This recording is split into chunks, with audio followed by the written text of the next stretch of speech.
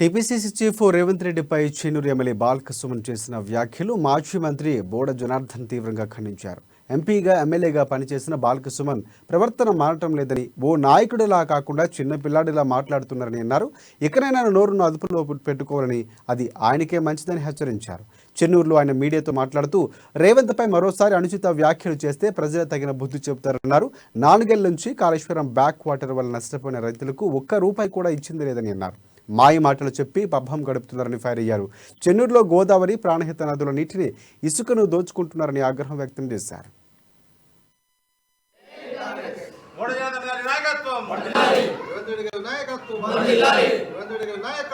నిన్న చెన్నూరు ఎమ్మెల్యే బాల్కసుమన్ గారు మాట్లాడుతూ రేవంత్ రెడ్డి గారు పిసిసి అధ్యక్షులు గారు భక్తులను కూడా రాజకీయం చేస్తూ ఉన్నాడు, ఒక దొంగలాగా మాట్లాడుతూ ఉన్నాడు అని విమర్శించడం జరిగింది.